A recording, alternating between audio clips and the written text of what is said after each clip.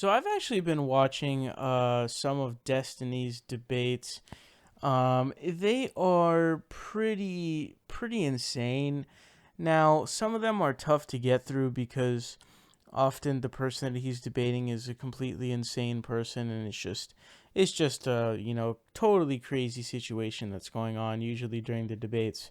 Now, there was this one that he did with Lauren Southern on immigration, and it did not really bode well for Lauren Southern. I think a lot of you guys have seen that debate, or at least parts of it.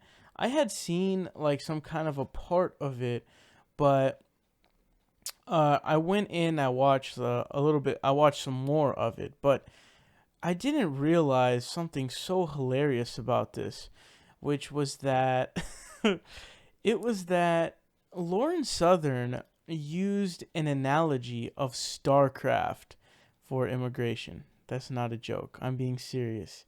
She literally used. Now, if you don't know, Destiny he was a professional StarCraft player.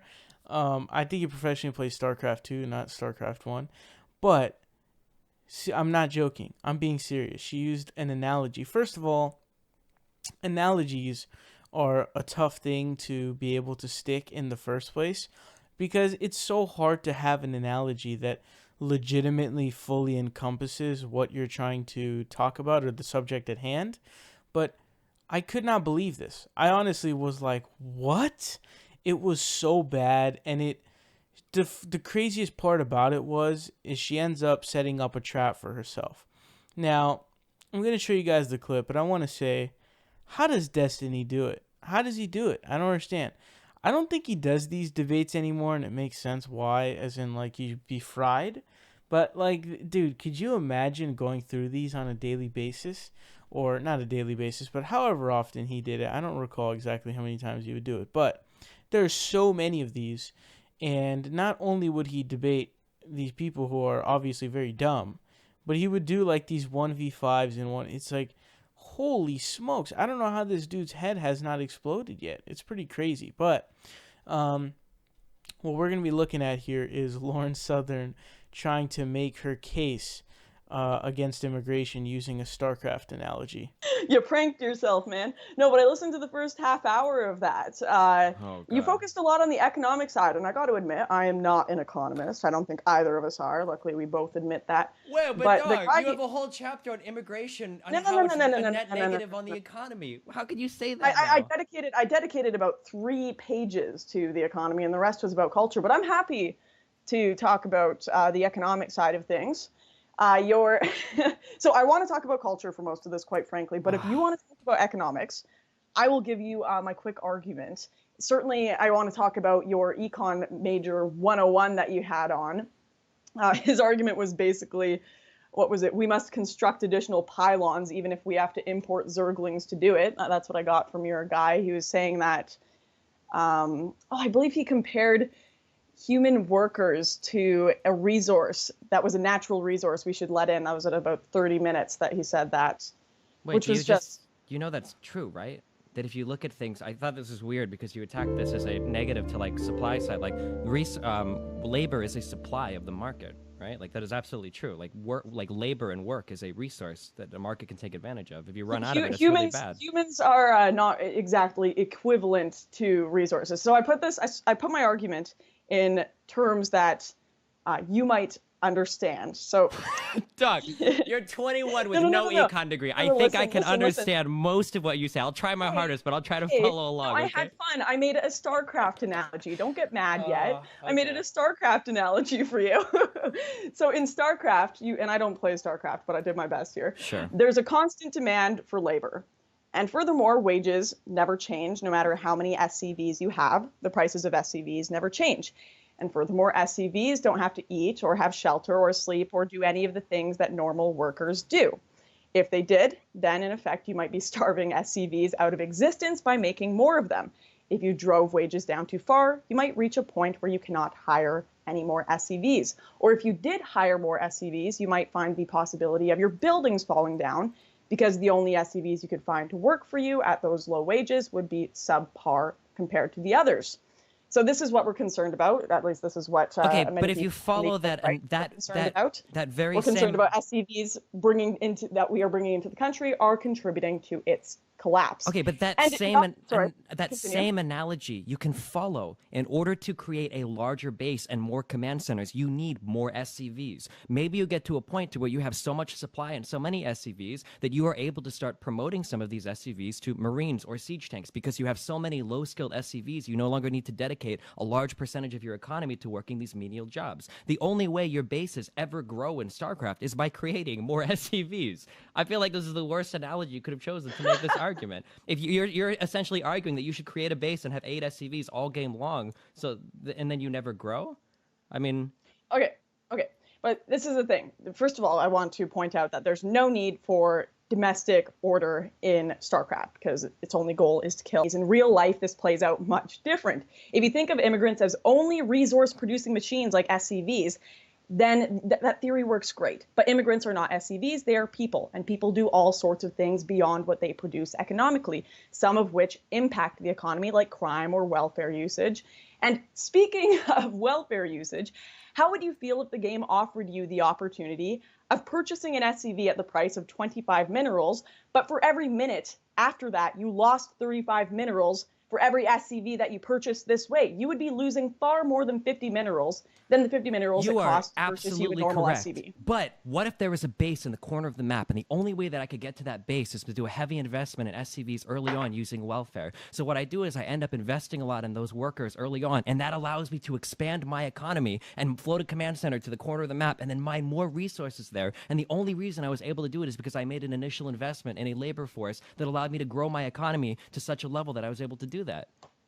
These are the arguments that I'm making right now. These are arguments that the economist that you cited makes. Like, he has an article where he talks about immigration being a net positive for society, that there are drawbacks, that immigration does hurt some member of societies. But this is the problem that I have, is that I feel like the conversation should be about what can we do to mitigate the negative aspects of immigration, and then what can we do to expand upon the benefits of immigration. That should be the conversation. That is the reasonable conversation. This idea that immigration is a net negative or a net drain on the economy is an idea that's not supported by any leading economist, even the one that you cite in your book.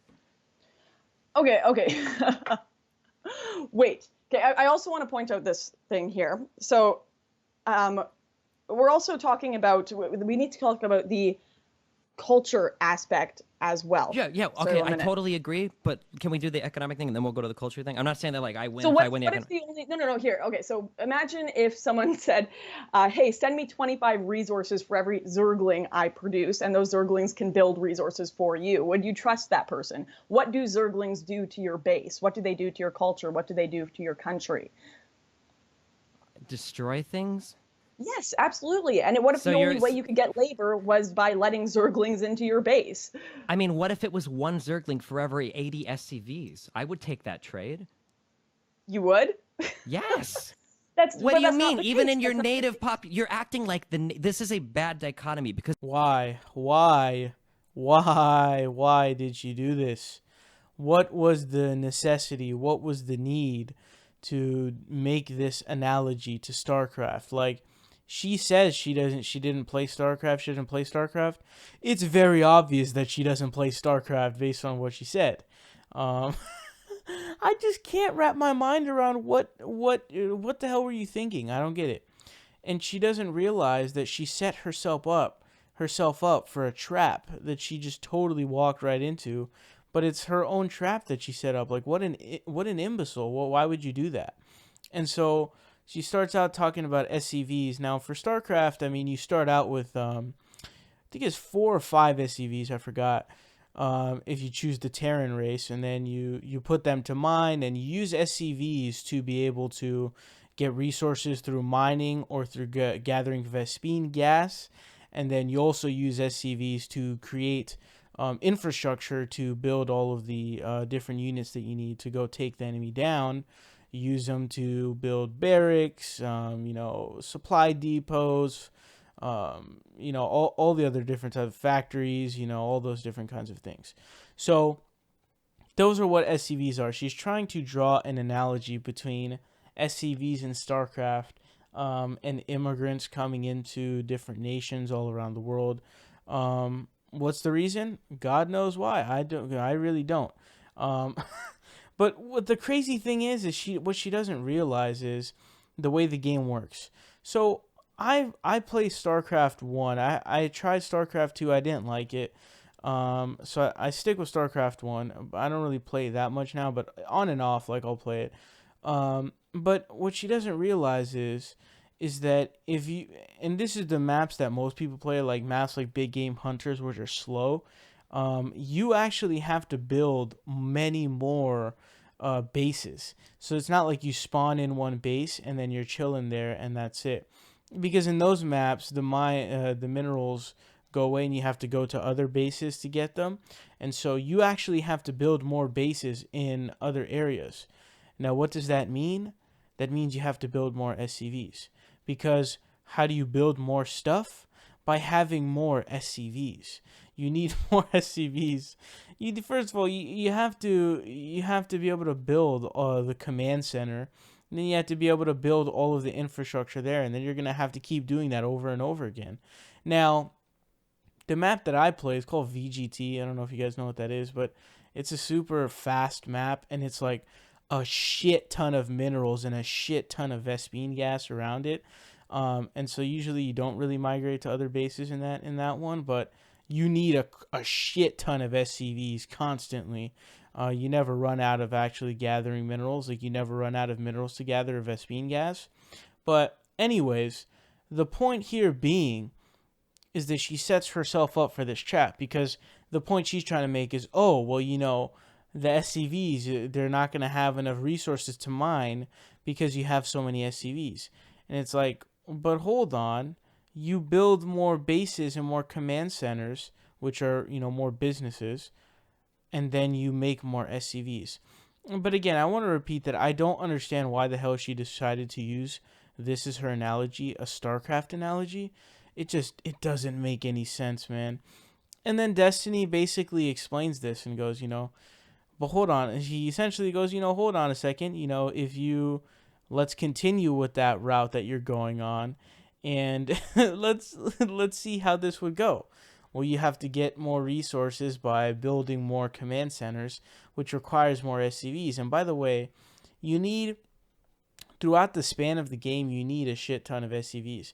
And again, StarCraft is a bad analogy in the first place, because you have like a 200 out of 200 cap, and so there's not like a sort of unlimited amount that you can have. But you have to make like a crap ton of SCVs to be able to keep up with everything. You have to build all of your barracks and all the other supply depots and shit. And you also have to be able to mine, and you also have to be able to gather Vespene gas. So it's a crappy comparison to start out with. I don't understand what kind of a dumb person would do that. There's nothing I hate more than inapt comparisons, which is pretty much all of them. It's like, the economical system is like sprinkles on ice cream, and one is red and one is blue and one is green, and one of them tastes like, dick. And it's like, come on, like, just stop it. Like, why are you I hate it so much.